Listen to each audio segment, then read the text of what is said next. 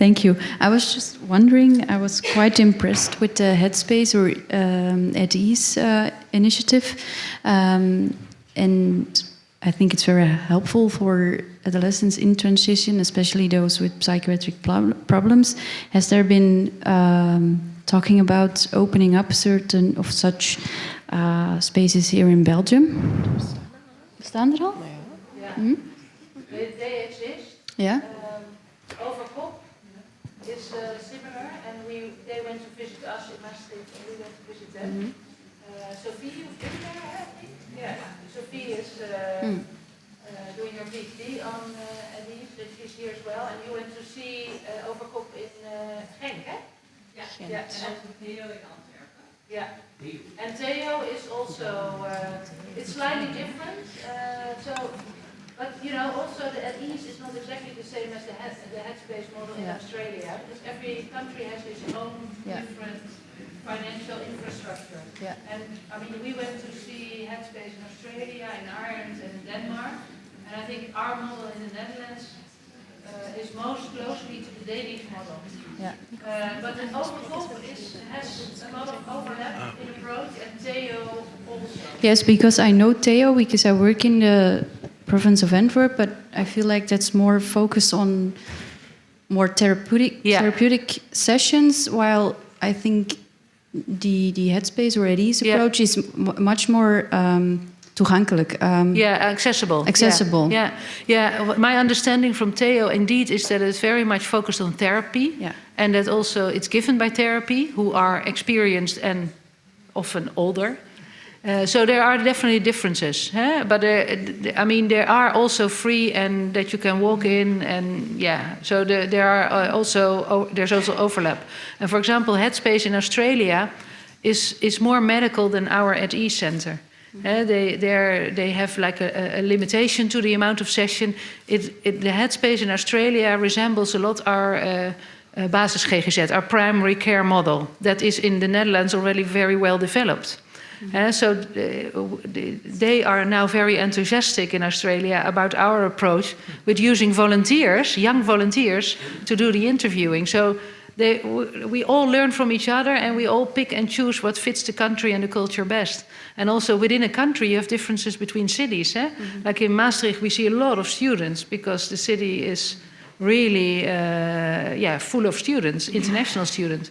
But in Heerlen, it's a totally different population. We don't need English volunteers in Heerlen, I know already. So you do your couleur locale, and I think Overkop and Theo are lookalikes at Ease, and But anyway, you're always welcome to visit us in Maastricht or Heerlen.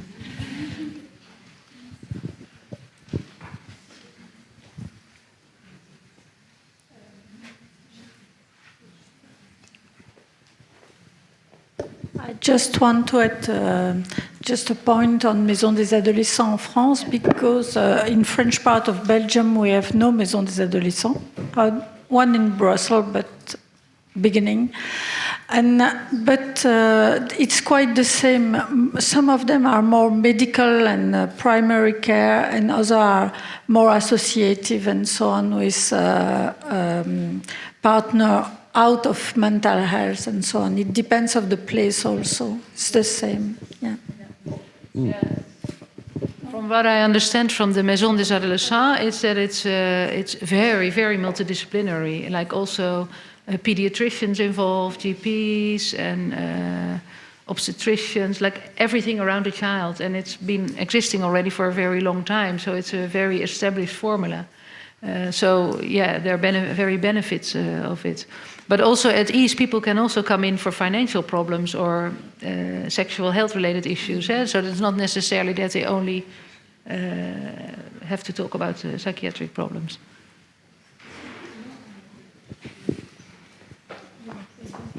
So what I would like to add is we will of course organize the surveys asking young people what they would like in mental health services, and of course we don't want to speculate about results before we even started asking young people and professionals, but one of my expectations is that accessibility, low cost or free, will be important issues, and I hope we can then go to concrete policy recommendations, because of course financing will be an issue.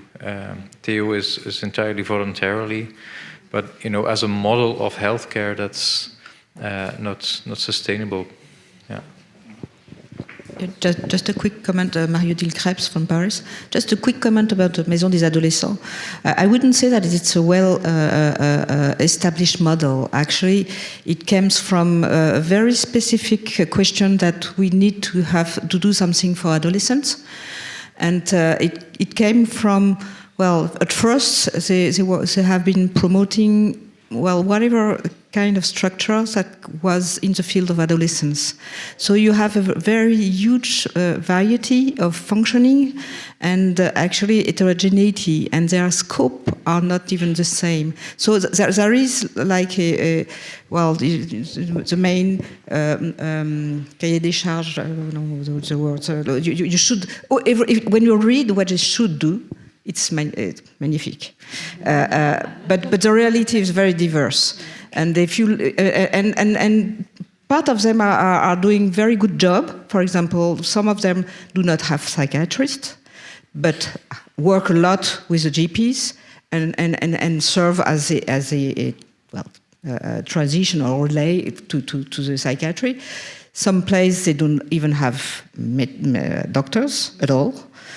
Some are just do not want to do any diagnosis and any kind, especially in psychiatry. So you have a very huge problem now, is to try to have more homogeneity, at least in the scope and in the range of age and so on.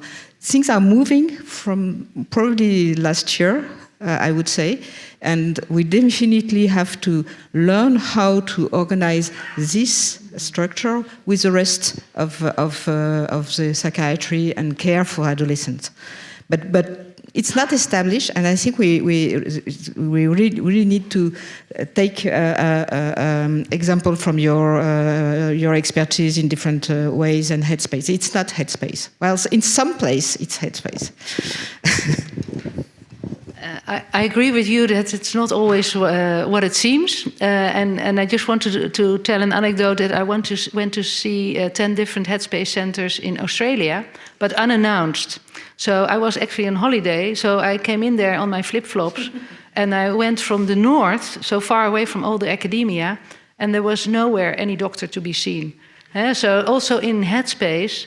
And I actually also went with Pat Migori to one of his Headspace centers, not the one in Melbourne and Sydney where all the universities are, but the one on the coast far away where his beach house is. And I sat with him in the clinic. He didn't take any CARMs or questionnaires or all the things that he's presenting at conferences.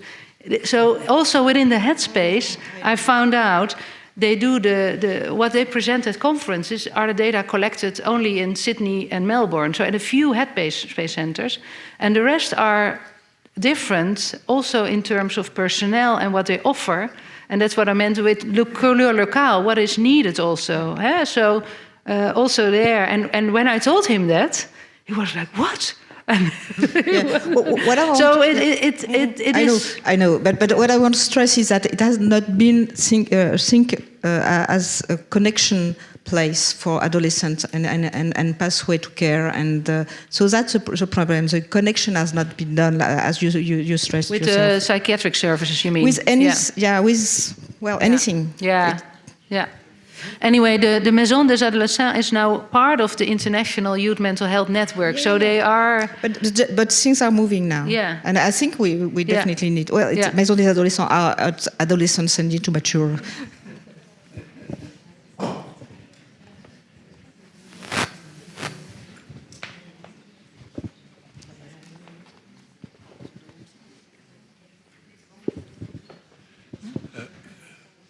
Just another comment. I was very interested in the way you talked about genetic influences, saying that genes that are making us human are the risk genes for mental health disorders.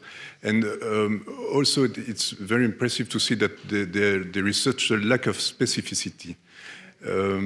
But that's also a problem intellectually, I mean, because how do you explain that people are evolving towards, for example, depressive symptoms, of anxiety symptoms, of psychotic symptoms, with such variety of risk factors, non-specific risk factors? Yeah. Yes. Yeah. So I like these models that present, the complaints that people have more like a complex adaptive system that can evolve within person over time and differs between persons. And I think it needs to be a complex adaptive system because we now know, and we now indeed research also much more how symptoms influence each other over time in highly individual networks of influences, of causal influences. And if you accept that model, then there's no way you can ever have an individual prediction because a complex adaptive system is almost stochastic. It's very difficult to predict. So that's why I think we know we are restrained in, for example, the number of emotions we have. We have maybe 24 emotions, and some animals have maybe 4 emotions. So we know that, and I accept that. But the way they evolve and impact each other and other areas of mental functioning, to a degree that we say, I suffer, is too complex, I think. So your problem, I think, is also the solution. It is a complex system that you can't really summarize algorithmically. You can have broad patterns and influences, but I think from there to an individual prediction is just too difficult. I've given up.